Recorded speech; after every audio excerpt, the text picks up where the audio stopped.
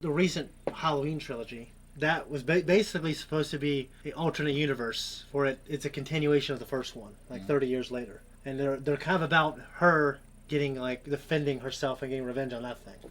No. That's what I heard, yeah. I think that's kind of a cool idea. It's a good way to twist it. I think, like...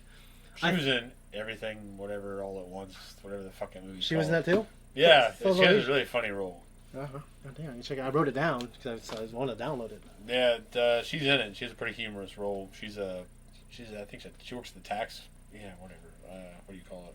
IRS. Yeah. She worked at the IRS. I should remember that more because I hate them so much. I hate them too. I hope you're happy with yourselves. How do you sleep at night? Welcome back, everyone, to Third Street Reactions. I'm Zach. I'm Shane. We're back with Attack on Titan, Season 3, Episode 1. Now, do I remember what happened last time? Let alone you. Yeah, I just remember the end when Irvin was sitting there smiling in his bed, missing his arm. Yeah. Well, you had kind of a determined look. Yeah, but he was smiling, though. Remember he started smiling? Oh, yeah, he started because... They're learning. Finding answers. But then right after that, he zooms out the window, goes across the hills. That fucking guy. Yeah. The There's some guy... yeah, he's on it or he's in it. Yeah. Yeah. There's a man there. Don't do that. Right. You know why he's there. I know why he's there at this point. Yeah. Bertolt and Reiner. Reiner. Yeah, she went back with them. Now, I think it could kind of be argued that it was a little melodramatic. Like, she accomplishes that and decides to go with them out of some code of honor. Yeah, keeping her word. word. Let go, too. Yeah, and letting She's go, but but... tired. Because she lets go of Krista, right? Yeah, let's go Krista, but it's... Krista goes back with the other ones. But I feel like Krista wasn't giving her any kind Historia. of... Historia, yeah. It's now Historia. Yeah, don't forget. I'm Historia now. Yeah. Okay. Connie's like, what? Yeah, what the fuck is that? Yeah. So, you did ask, it was last episode. I didn't want to create expectations, but I actually forgot. But this is Season 3, Episode 1. And the only thing I'll say is I feel like... Well, it wasn't the last episode, too, when... Yeah, Aaron found out his ability, right?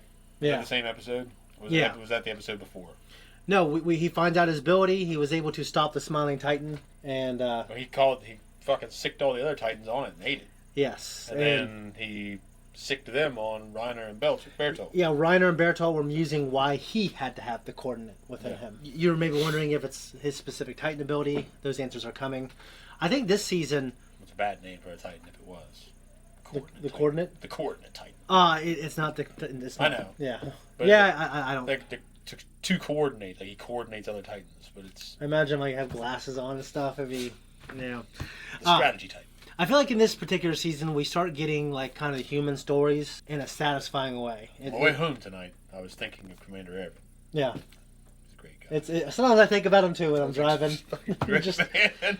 Now, he lost his limb. He's just, keep going, God damn it! Yeah.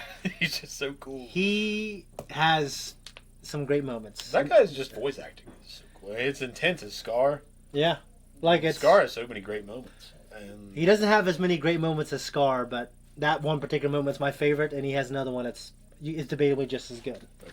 So, but I still think Steins Gate has his best performance. Like, the guy isn't like a badass, but he is like he just says the funniest shit. Basically, the show, it's these fucking 20-something-year-old losers. They're in this department, and they are this scientific team, and it's kind of a joke. Like, they're trying. I think they're just. It's kind of like Silicon Valley where these people are in there, they're trying to create something they can't. And this guy, I think supposedly he has some kind of personality disorder. Like, but they don't say it in the show. But he's very whimsical. He's like, today we're going to do this! Except in a much better voice. He's kind of like their leader. His name is Okabe, I think. But they're just fucking losers. But then they stumble across time travel. And he says the funniest shit. That's all I can say. He says some funny shit. I can tell you, there's the great actors and performances that just entertain no matter what you're watching, even though this show is good. But Fringe, John Noble in Fringe, is so fucking great. That's like, just watching that man be on the screen and say what he says. Well, for a long time, when I was my old channel, people were wanting us to react to it, but they kept losing the polls. So, God damn it. I mean, it kind of tells on itself as far as when it was made. Because some of the CGI and shit. That won't bother me, I don't think. But Eric Whiteley, he loves that show and he loves John Noble. So. Well, John Noble's fucking great in that show. Anna Torv's hot, so you got that going for it. She's the blonde. Oh, yeah. She also played, what's her name, in The Last of Us. Tess. Yep. Yeah. So, a younger, blonder version of her in Fringe. Yeah. And so... I like the new Cowboy Bebop, not as much as the anime, but I like the Netflix one. And John Noble was a beautiful surprise in that. Oh, yeah. Wasn't he? And he's so good, and don't say anything, but in Running Scared. That's all I'm going to say. Don't, Armin. Oh, God. I didn't realize that. Yeah.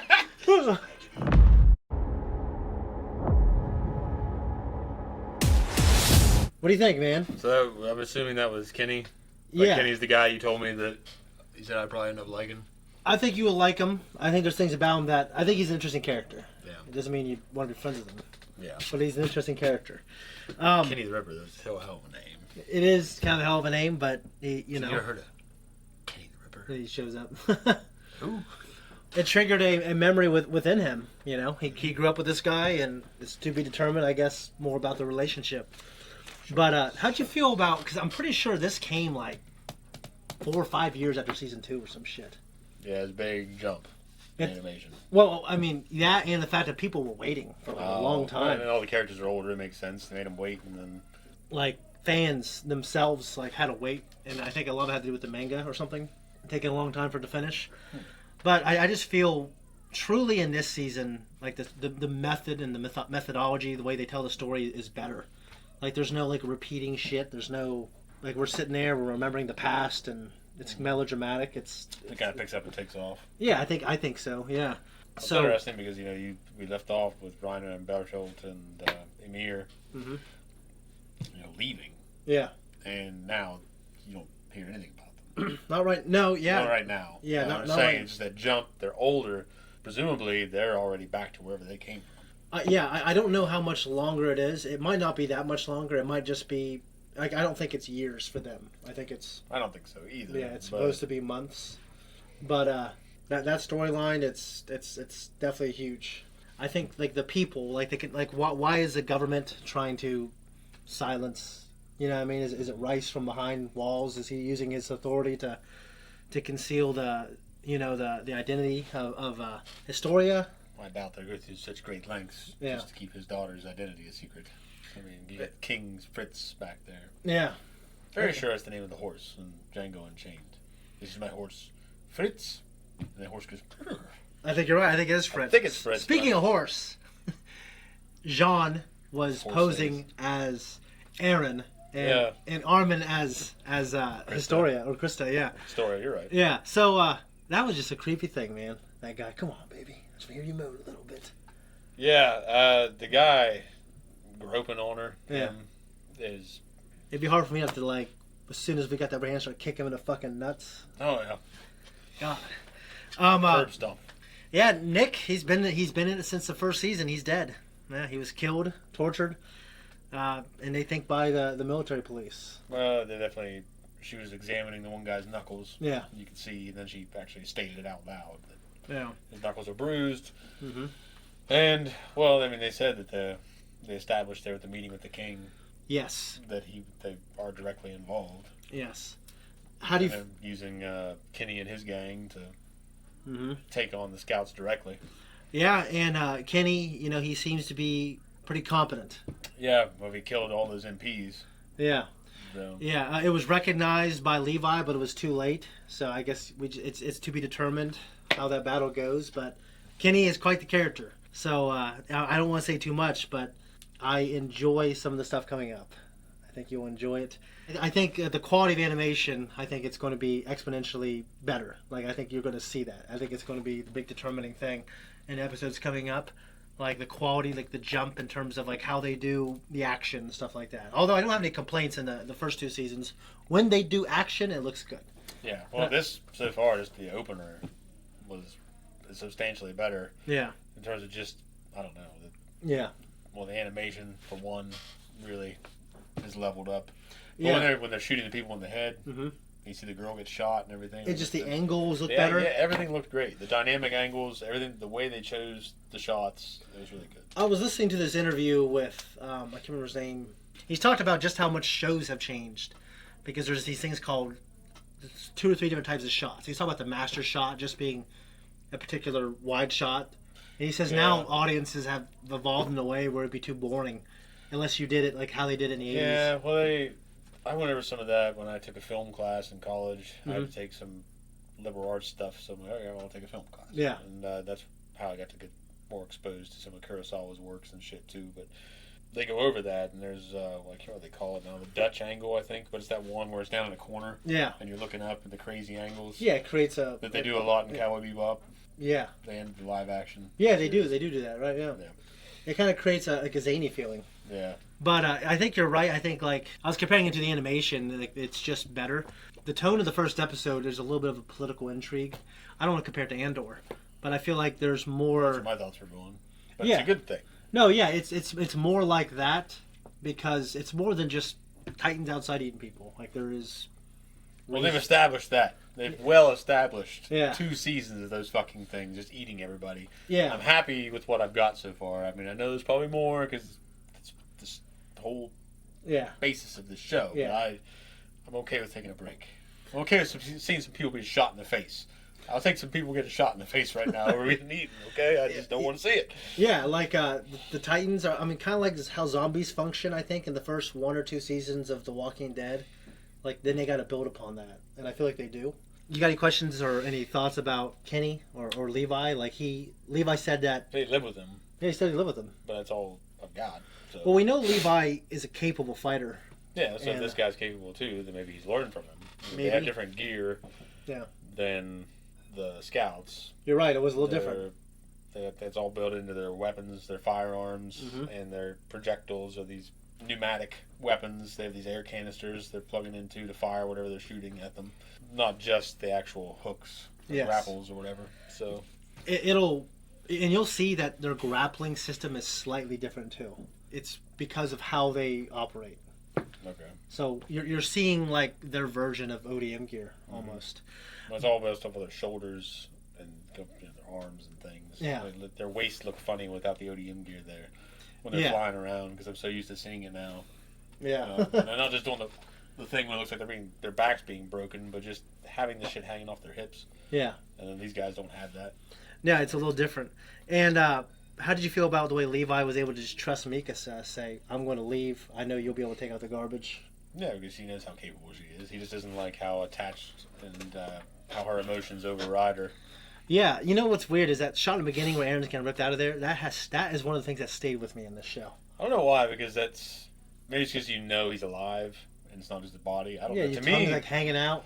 To me, that doesn't bother me as much as just the fucking things eating people. No, yeah, that's certainly horrible.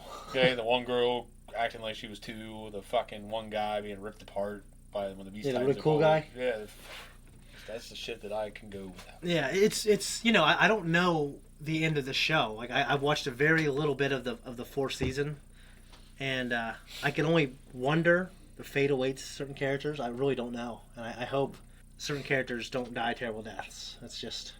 I don't want it at all, Zach. You know, I'd rather not see my favorites die, but, you know, I've seen 2 of my favorite characters in cinema have died being eaten. Who? Robert Muldoon. Oh, yeah. And, fucking Quint from Jaws. Okay. And he gets... eaten by the shark. He's eaten by the shark. Muldoon's eaten by the raptors. At least... What do you think is worse? Dude, I saw Quint die on screen. Like, he actually dies and is just drug off.